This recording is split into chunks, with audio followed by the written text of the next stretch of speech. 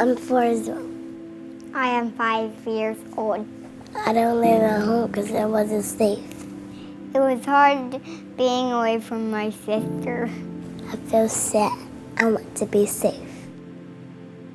When a child enters the foster care system, it's one of the most traumatic moments of their life, typically. The people that they meet when they first enter the system are often not the people who stay with them along the entire way. And sometimes their CASA is, really just that one constant, the one person who is the same from the very beginning of the case all the way through. CASA is a court-appointed special advocate, and CASA volunteers are community volunteers who come forward. They complete a detailed intensive training to really represent that child's best interests, not only in court, but also in the community, in the child welfare system as a whole, in the school systems. I wanted to become a CASA advocate because I really felt a yearning to work with children.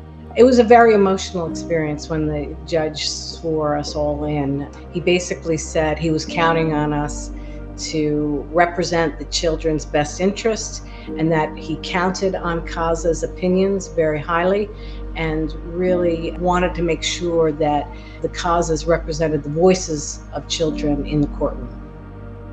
The child welfare system, because it's so large, is also somewhat strained.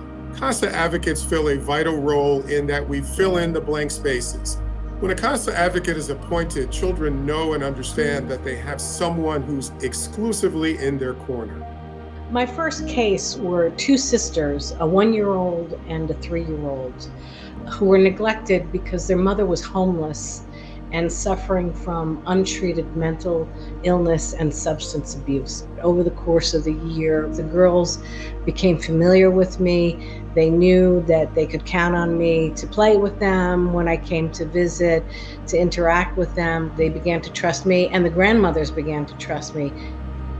We know when we have a CASA involved in a child's life that they are more likely to have the more appropriate services accessible for them. Children academically, educationally, have a higher level of high school graduation when they have an advocate appointed to them. And our children are able to reunify at a faster rate. If reunification is not an option, they have a higher rate of adoption rather than languishing in the foster care system.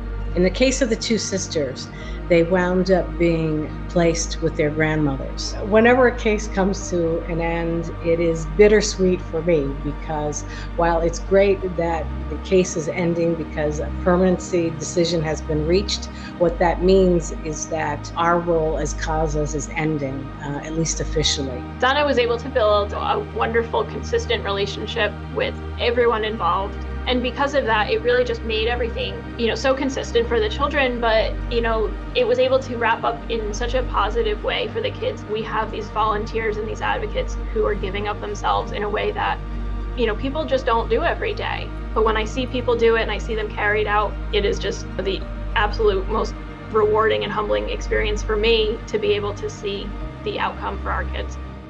I like when my cousins visit me. I love her. I love seeing my CASA. My CASA is always there for me. Thank you, CASA. Thank you, CASA.